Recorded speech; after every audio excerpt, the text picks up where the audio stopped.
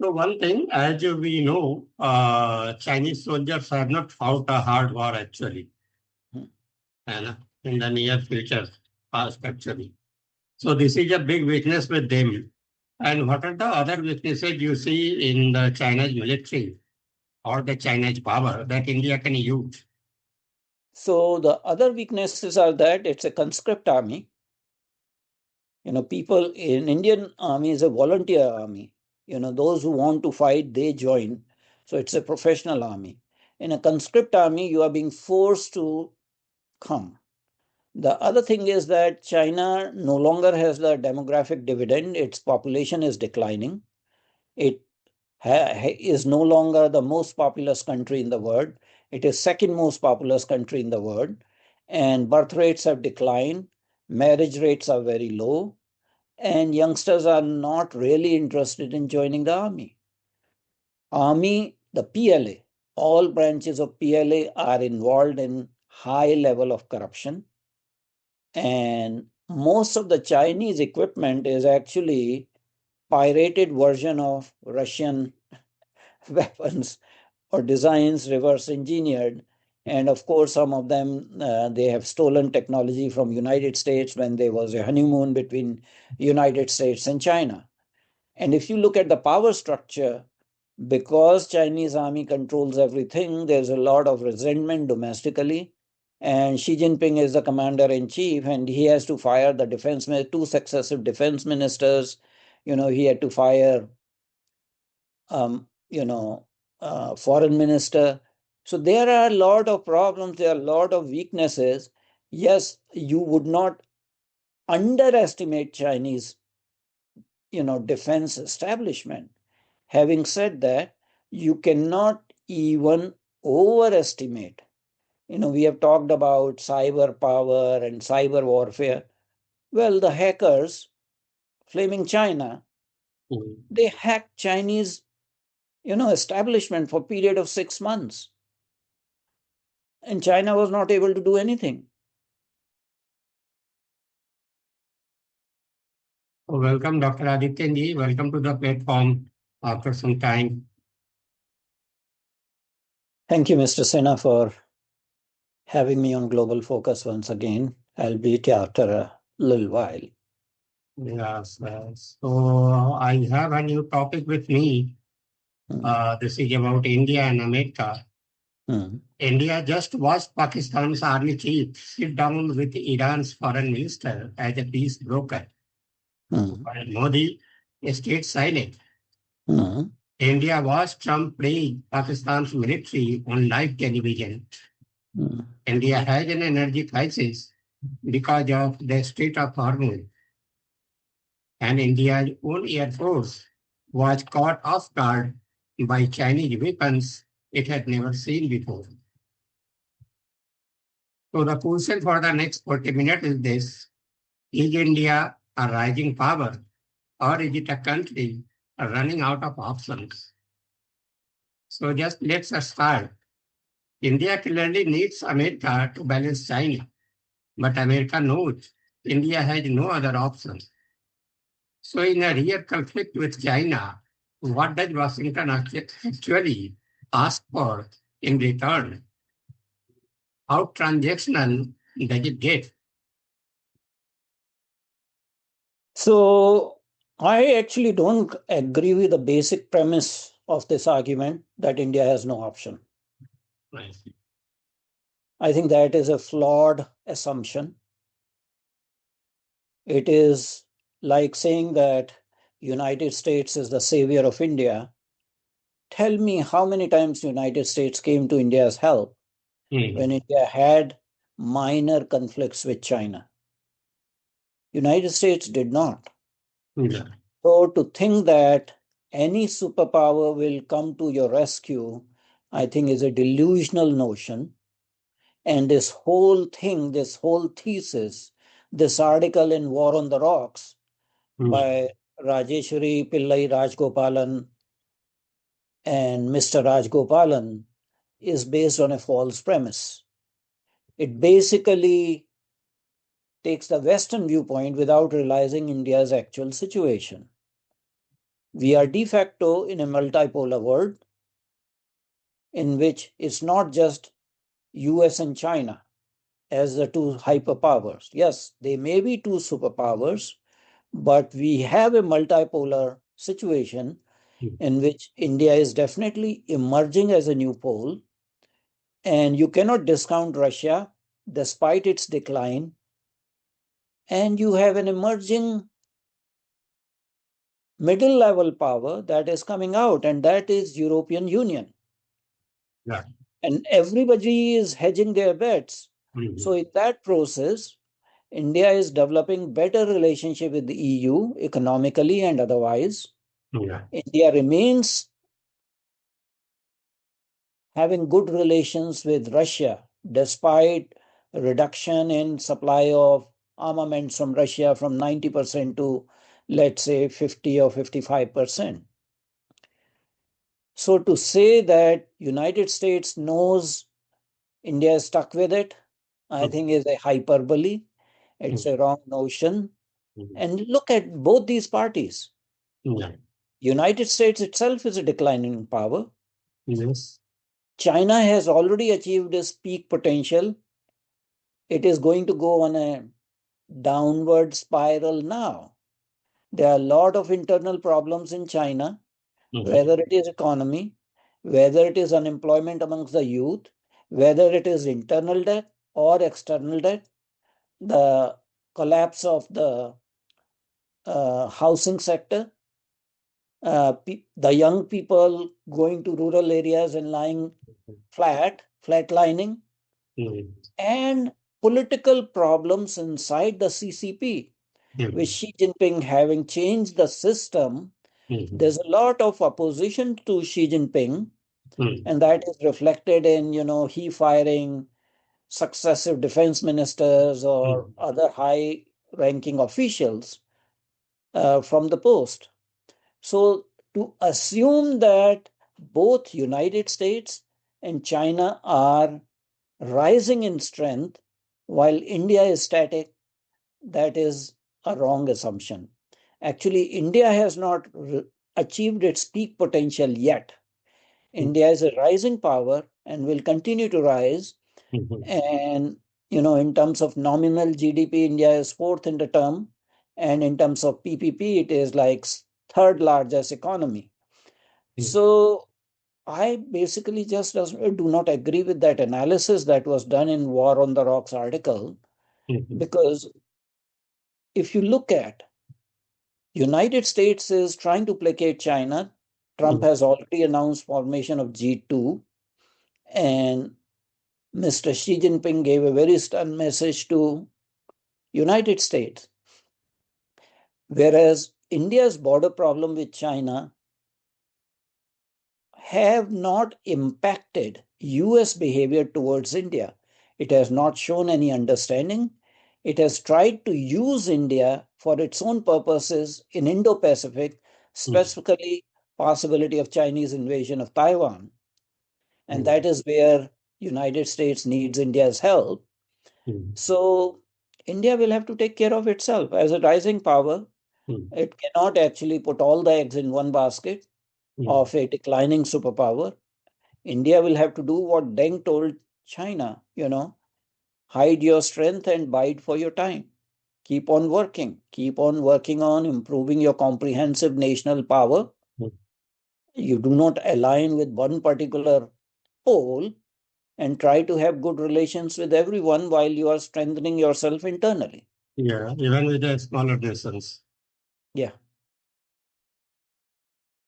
So vis-a-vis Russia, actually Russia used to be India's most trusted strategic partner and arms supplier. India still buys Russian weapons, but Russia no longer has the advanced technology India needs. And Russia Again, did support India during 2020 China border clash. Is that a relationship now effectively dead, or what do you think about it? Russia and its former sort of incarnation USSR.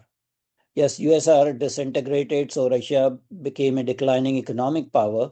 But Russian economy is based on commodities. and there are ups and downs based on commodity price.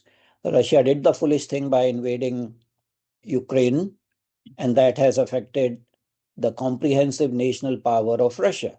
Mm. Having said that, Russia still provides or supplies around 50 to 55% of weaponry to India. Mind you, India's goal is not to buy from anyone. India's goal is to produce locally. Now, to say that Russia cannot provide advanced technology to India again is a mistaken notion. Look at BrahMos. BrahMos is a hypersonic or supersonic missile, Mm. initially with a range of 300 miles and then extended to 600 miles. We are exporting that, and it's being manufactured in collaboration with Russia. Similarly, India purchased batteries of S-400 Yeah. missile interceptors despite US sanctions, the CAATSA sanctions. Mm. And it came very handy during Operation Sindoor. Mm. And Russia still has an advanced version of this called S-500, which India has not purchased, but India could purchase. So it's not that Russian supply line has dried up. In fact, India chose to purchase S-400 instead of Patriot anti-missile shield from United States because it was more costly and less effective. Mm. Similarly, the THAAD system, India did not want to buy that. Again, if you look into terms of fifth generation and sixth generation aircrafts, Mm. Russia has 50 Su-57, Sukhoi 57, which push comes to shove, India could buy off the shelf or Mm. co-produce with Russia. In fact, there was a sort of relationship that lasted for a few years. India paid some money, then Russia was under different situation. They were not cooperating, so India pulled out of that. But India also has its like AMCA fighter, AMCA fighter. The Mm. problem there is that India does not have the engines and US is playing games.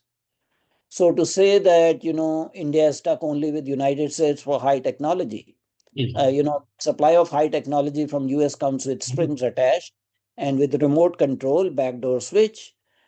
Mr. Trump tried to offer India the F-35s, but you cannot use F-35s in any conflict without US permission. And they have the remote switch so they can always disable. So you buy a white elephant that cannot use. At least with Russia, you have some guarantee that weapons you purchase, you'll Mm. be able to use. But the focus should be on India producing its own weaponry Yeah. under Atmanirbhar Bharat Mm. and export them. But we always go gaga over the BrahMos actually. We produced as a joint venture with Russia. But there is no similar agreement after the BrahMos with Russia. Well, this is what I'm trying to point out, that we are trying to put all our eggs into one basket Mhm. since the improvement in relationship with the United States Yeah. over the last 2.5 decades. Mhm. But S-400 is an example. Mhm. It is an example of what can be achieved. Mhm. So BrahMos is one example. S-400, if we did not have S-400, what would have happened to during Operation Sindoor? Just Yeah. think of the implications. Yes, we have Akash Tir, we have our indigenous ballistic defense missile and interceptors, but that was strengthened greatly with the S-400s. Mhm. So I would say that people who have written the obituary of Russian Federation as a gone case or declining power, again they are living in a la la land. Yeah, because We the are Russia is fighting Ukraine war, where the whole of the European and American are supporting Ukraine. Even after that engagement, Russia is able to supply arms to Iran. yes, so you see, Russia is not fighting a war with Ukraine. Russia is fighting NATO, Yeah. combined might of NATO and United States. Mm. Ukraine is just the battlefield. Yeah. And despite all this, all the accumulated cumulative resources of NATO countries, 32 of them, Russia has been able to hold its ground and still support its ally, which is Iran. Yes, they are not so powerful as they used to be in the days of USSR, but you can't write them off. I see. Coming to Quad, actually, how effective you think the Quad is for India, actually? In Quad, the Japan, we know that Japan is a US client state. So the America has more power, more influence there. So do you think that India will ever get a equal seat there? Or it is Quad is dead. Quad is dead. dead? Quad has been resurrected 3 times Mm, in 2 successive administrations, whether it was Biden, mm, Democrat led, and the mm, Republican led by Trump. You haven't had a mm, head of state summit for Quad nations. mm. Quad is, the first version was killed by Australian Prime Minister Kevin Rudd. Yeah. Second time it was resurrected by Shinzo Abe. Third time it was resurrected by Donald Trump in his first term, but he's the one who is killing it slowly because it does not suit him. And if you look at Quad, who are the countries in Quad? United States, Japan, and Australia and India. Yeah. The three of them have treaty bound relations. India is the Yeah. only one which does not have treaty relationships Yeah. with United States. Australia is member of the Five Eye Anglo-Saxon Alliance. It is part of, in a way, AUKUS. It has, bilateral strategic partnership with United States. So India is totally the odd person out. And despite being Quad being there since 2007, what Mm. has Quad achieved? Nothing. Let's not actually have high hopes about Quad. The Quad is there to use India to balance China in Indo-Pacific. And India is not willing to do that. Mm. So coming to a hypothetical scenario, actually, suppose there is a China conflict escalates with India and America hesitates, or the Trump cuts a deal with Beijing. Always the American does this, such things. So what happens to India then? Can India actually defend itself on its Oh, own? yes. Yes. There's no reason why India cannot defend itself. India has now MIRV capable, nuclear capable Agni missiles, which can reach pretty much Agni 6, Hmm. which can reach any city in China. And China would be foolish enough to have a direct conflict with India despite the conflict in Galwan. Uh, you cannot expect a all out hot war with China. That is number one. Chinese leadership would be stupid because India is not a pushover. India of 2026 is not India of 1962. Even in Galwan clash, China realized that. Yes, India lost 20 soldiers. China now admits that they lost 4 soldiers, but all the intelligence suggests that it was like, anywhere between 44 to 100, based on the number of new graves that appeared after that conflict in their military cemetery. So I think we create artificial sort of hypothetical Yeah, uh, threats coming from China. China is a hollow power. China has not fought a hot war yeah, since that's what I was coming to 1979. actually. Since 1979, when they had a conflict with Vietnam and they said they were going to teach Vietnam a lesson, Mhm. and actually they got a bloody nose. Indian Army is very hardened, battle tested, professional army, not a conscript army. Chinese army is conscript army. Even during the Galwan clash, there were videos coming from China in which the young Chinese recruits were crying, actually, Mhm. obviously tearing when they were being brought towards, border with India for fighting. So sometimes we try to portray China as a behemoth, Mhm. as a giant. Mhm. Yes, it has a stronger economy than India, and some asymmetry was allowed to creep by successive Indian governments Mhm. that did not pay attention to defense preparedness. Situation seems to be changing. And just mind it, this Trump having good relations with China. How long Trump will last?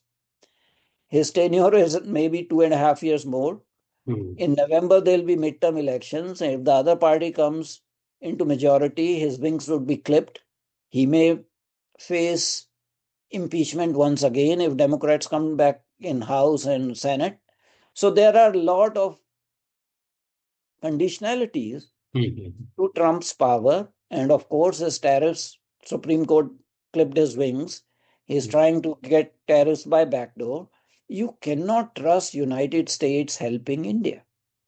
That should be the foregone conclusion and base all your defense preparedness on that premise that you are on your own. So one thing, as we know, Chinese soldiers have not fought a hard war actually, and in the near future, past actually. So this is a big weakness with them. And what are the other weaknesses you see in the China's military or the Chinese power that India can use? So the other weaknesses are that it's a conscript army. People in Indian army is a volunteer army. Those who want to fight, they join. So it's a professional army. In a conscript army, you are being forced to come. The other thing is that China no longer has the demographic dividend. Its population is declining. It is no longer the most populous country in the world. It is second most populous country in the world. And birth rates have declined. Marriage rates are very low. And youngsters are not really interested in joining the army. Army, the PLA, all branches of PLA are involved in high level of corruption. And most of the Chinese equipment is actually pirated version of Russian weapons or designs reverse engineered. And of course, some of them, they have stolen technology from United States when there was a honeymoon between United States and China. And if you look at the power structure, because Chinese army controls everything, there's a lot of resentment domestically. And Xi Jinping is the commander in chief, and he has to fire the two successive defense ministers. He had to fire, um, you know, foreign minister.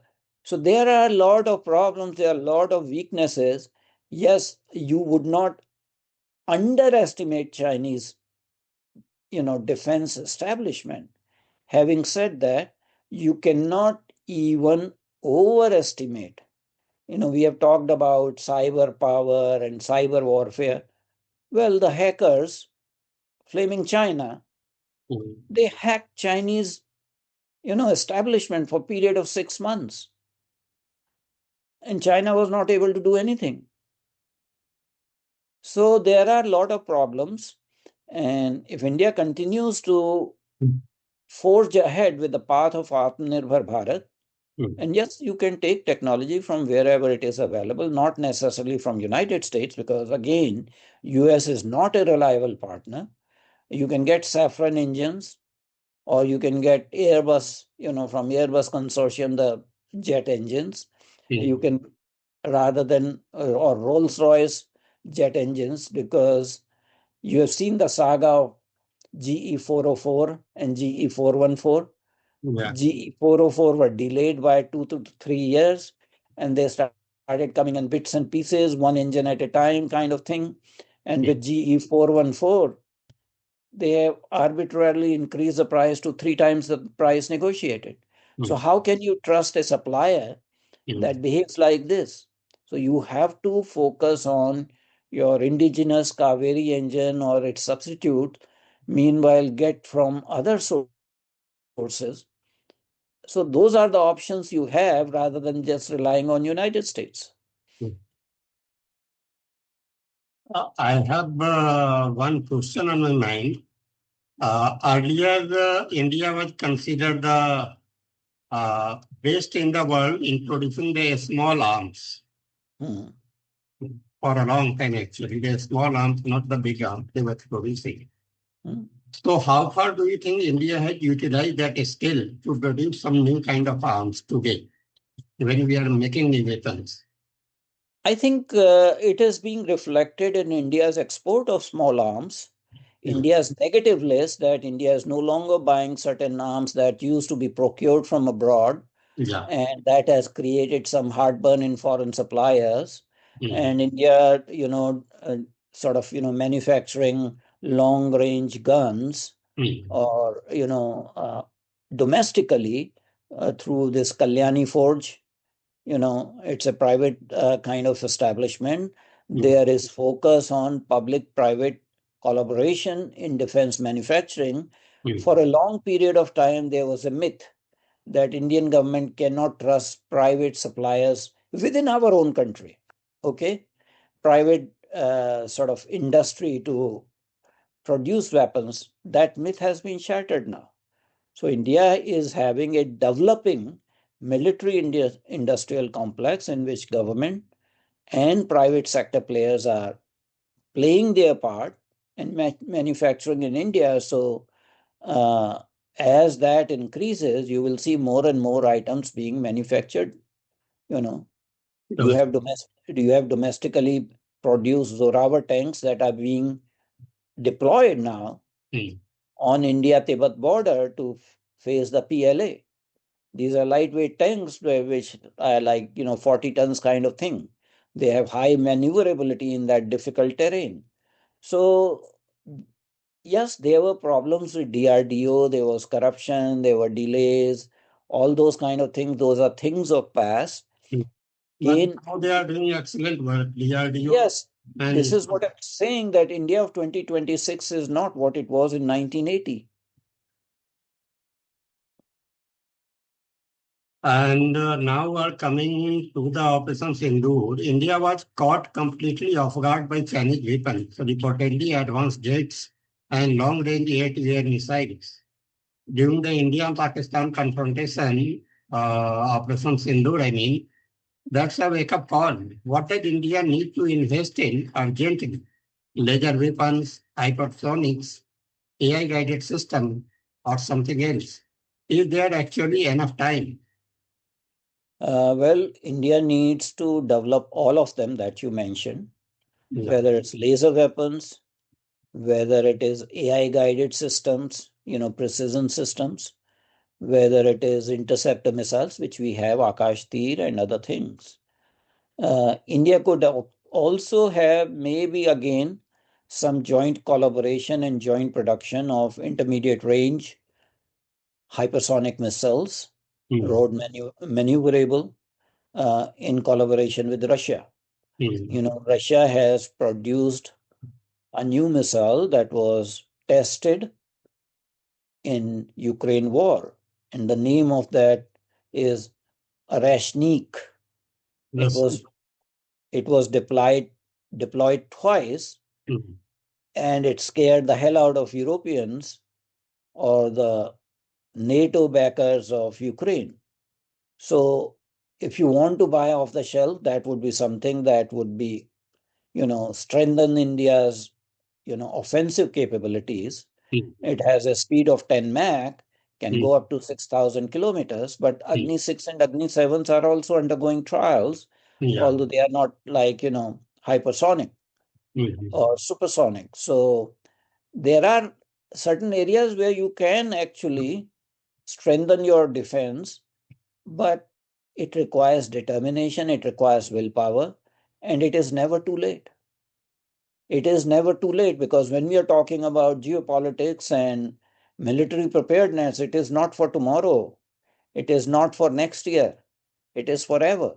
If the nation is to live forever, then your defense preparedness needs to be forever. So it is a continuous effort and continuous quality improvement, continuous, uh, strengthening of the armed forces. So the article I went through on the war on drugs, this raises possibility. What if the Trump or a future American president cuts a deal with China and just abandon India that we have just now discussed? Though another question on my mind is, suppose something serious happens and India needs American support, and the American demands base in India. That what they have done around the globe actually. So do you think the Well, India agree to it ever? so if you look at the history, Americans have always demanded base in India or participation of Indian armed forces in global conflicts under American command, and India has always refused that. Mm. So I'll give you the example of Second Gulf War when George W. Bush called Prime Minister Atal Bihari Vajpayee and wanted Mm. Indian forces to participate in both Iraq and in Afghanistan. You know what Mr. Vajpayee did? He called the members of parliament belonging to communist parties and told them that I need you to make a lot of noise in the parliament Mm. so that I am able to refuse it. So even at that time, United States wanted to fire guns using India's shoulders. Mm. Similarly, as part of the Quad, one of the issues was that they wanted a naval base in India, which India did not agree to, and Mm. that created loss of enthusiasm in successive US administrations, not just current administration, Biden administration. It was the same thing because India will not give bases in Vishakhapatnam or in Kochi. Mm. Uh, so that is a given. Now, you are saying that in case of future conflict with China, will a transactional US president make that a condition? Well, Yeah. United States did that already in terms of 1962 India-China war. At that Mm. time, one of the conditionalities put was that India give Kashmir to Pakistan. I mean, it has come out in open now that they Mm. were pressurizing around the same time. India was pressurized to Mm. sign this Indus River Water Accord under the tutelage of World Bank. Mm. So US has done that in the past. But I can tell you one thing. No government of India belonging to any party, any political party, will survive Mm. if they give a base to United States. And that is not just for NDA government or BJP government, that is true for even a Congress party led government, or for that matter, any kind of combination, permutation, India alliance, UPA alliance, or whatever alliance you have. Yeah. No government of India will survive in parliament majority if India were to give a base to United States. So that's a hypothetical question that does not arise. India is very worried about people using the tactics of East India Company and Mm. gradually taking over the country. So that question does not arise. I am very strong proponent of what I call doctrine of Indian exceptionalism. And basically it says that you don't have any real friends, you are on your own. So rather than looking for support here and there and getting approval from this country or that country, you need to continue to work on your comprehensive national strength. Yeah. If you look at the geopolitical scenario, people say that, oh, India faces two and a half front war. Mm. If I can tell you, India faces five front war, Yeah. front war. Yeah, One that is. front is with China, Mm. second front is with Pakistan, the Mm. third front is with Bangladesh. That is very obvious at this point in time. Yeah. Fourth front is domestic, where you have these domestic traitors and saboteurs who are Mm. working in cahoot with the external agencies. And the Mm. fifth front is the deep state, international deep state that has always struck at India's national interests. So India is facing five front war, and it is in such a unique situation that you do not have any international allies. You can Mm. make, you know, based on need based alliances transactionally with Mm. various actors depending upon what is deemed necessary at that point in time for national survival. But you cannot have long term military alliances with any country, specifically with the United States, because it is its lack of reciprocity, its lack of sincerity, use of, you know, adversarial countries as a bargaining chip. So, if there were to be a conflict with China, you have to be on your own strength, and start plugging the gaps in your defense prepared right now. No. But India had some agreement with Americans actually for this repairing or uh, some kind of naval facility actually. The US ships can anchor on Indian soil. Well, we have signed a number of foundational agreements, BECA, uh, they are like alphabet soup. There are 4 or 5 of them that we have signed because US said that signing these bilateral foundational agreements will lead to better defense cooperation and Mm, transfer of technology. India has signed that, and yes, there is some advantage. India is participating in what you exactly said. Uh, mm, naval facilities for refueling and things like that, but that mm. is on a commercial basis that US pays for it. Okay. Okay. Similarly, India is having an MRO, maintenance and repair organization for aircraft, fighter aircrafts and all that sort of thing. Those facilities are being developed. But again, this is transactional. You pay us the money, we'll take care of that. But giving bases is totally out of question. These are not military bases. Okay. These are just providing certain services for which you get paid. And Mm, there's no qualms about that because you are doing business. You're doing business. You're not giving free facilities. So again, we come back to this that, as a rising power in a multipolar world, in a geopolitical scenario which is very fluid, in which some of the other actors are declining, including United States, Russia and China. India still has not reached its peak potential. India is on a trajectory that is rising. So don't be despondent. Don't shortchange yourself. Don't beat yourself on the chest. India's glorious moment is yet to come. So thank you, Dr. Adityanjee. That was a master class in reading the real map of the world. If this conversation make you think, friends, share it with someone who needs to hear it. If you have some question on your mind, do share with us. We will be answering that question. Thank you, sir. Thank you so much for your time. Thank you, Mr. Sinha. If I may give a parting message to your audience, that would be that India does not have any border problem with China. India does not have a border with China. India has border with Tibet. Right. And our defense establishment, our policy establishment, our government should be, explicit about it and let Yeah. China know that we are not going to get into any agreement about our border delimitation with you. The party is government of Tibet in exile. We should be negotiating with them. Yeah.